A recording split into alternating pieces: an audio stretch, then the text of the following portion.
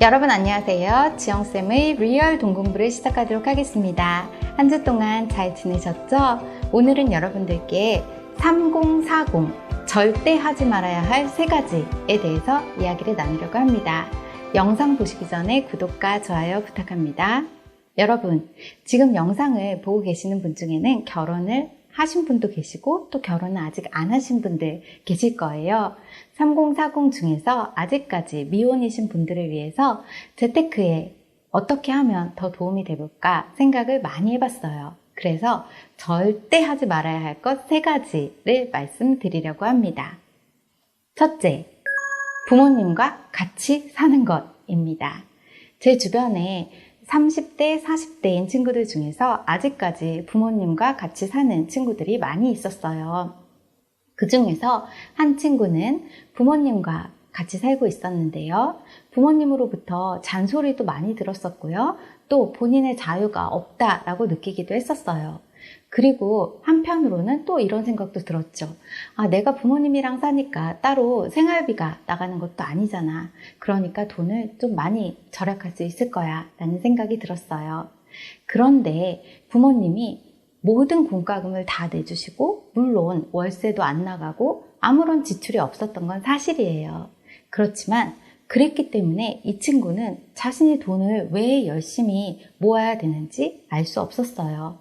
이 친구는 요가 학원 강사였는데요. 요가 학원을 다니면서 일부 조금만 클래스를 했었어요. 마침내 시간이 지나고 이 친구가 부모님으로부터 독립해야겠다라는 생각을 하게 됐어요. 자신이 원하던 오피스텔을 얻게 되었죠. 그 이후로 어떤 일이 생겼을까요? 조금밖에 하지 않았던 요가 클래스를 점점 늘리기 시작했어요. 왜냐하면 이제는 본인이 더 많이 벌어야 월세도 내고 또 공과금도 내고 또 돈도 모을 수 있다는 걸 깨달았기 때문이에요. 단기적으로 본다면 부모님과 같이 산다는 것은 돈을 절약하는 것처럼 보일 수 있어요. 그렇지만 장기적으로는 어떻게 될까요?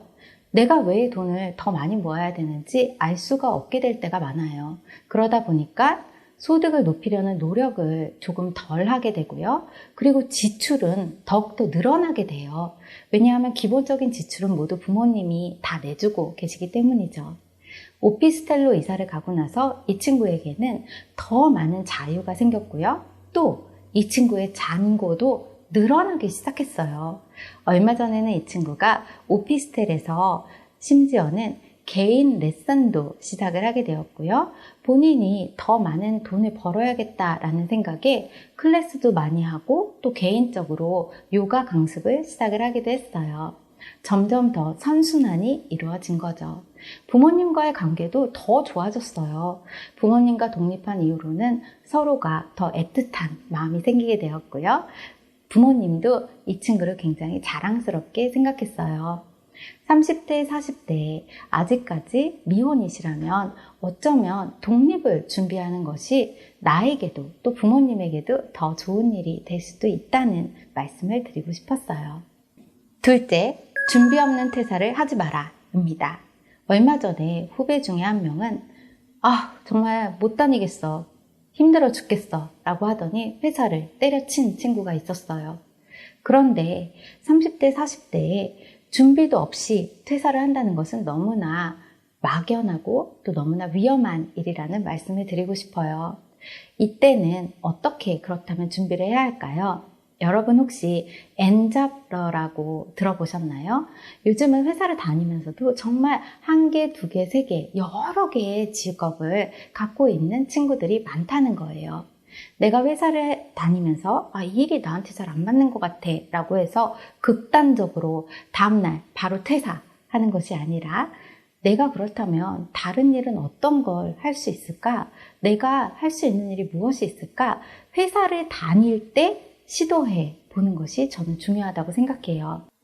여러분에게 추천드리고 싶은 것은 내일 배움 카드의 근로자 과정이에요. 회사 일이 나에게 잘 맞지 않는다고 해서 극단적인 선택을 하는 것이 아니라 내일 배움 카드 제도를 이용을 해서 여러분이 과연 오랫동안 흥미를 갖고 할 수 있는 일이 무엇인지 찾아보셨으면 좋겠어요.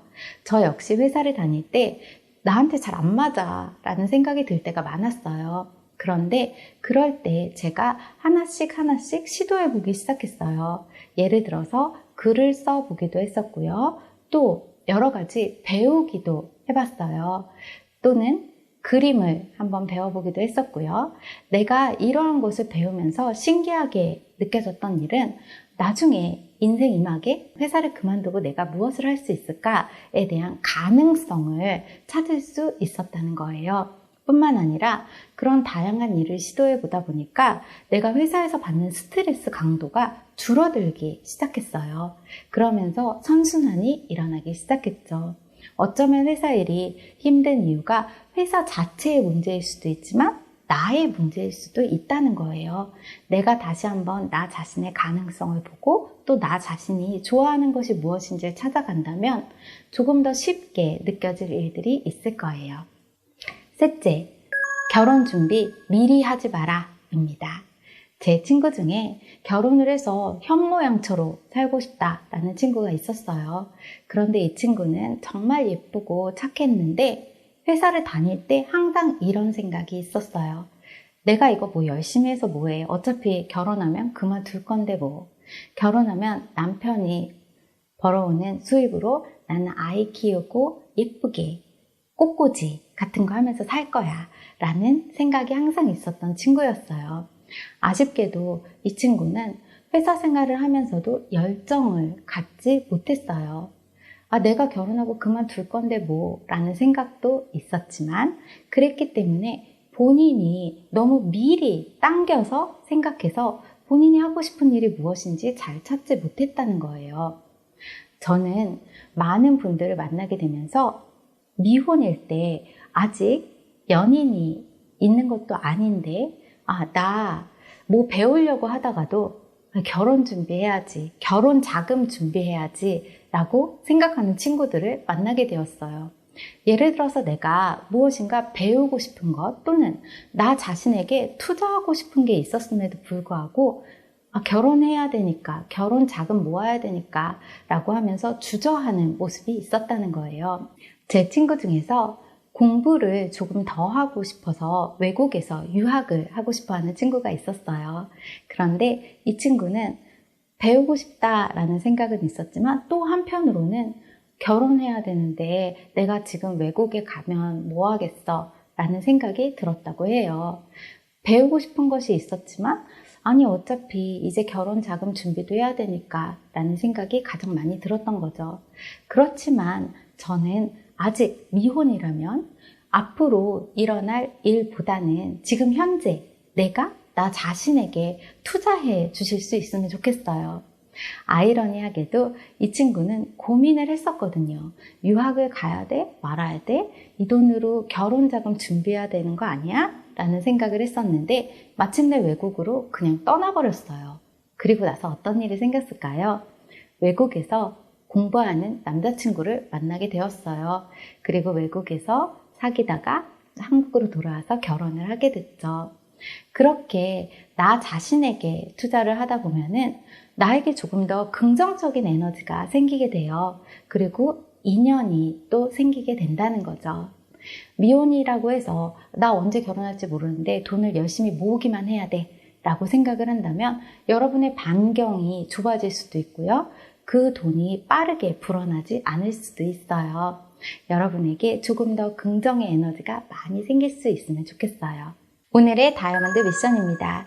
오늘의 다이아몬드 미션은 내일 배운 카드에서 여러분들이 한번 배워보고 싶은 것이 있는지 찾아보시는 거예요.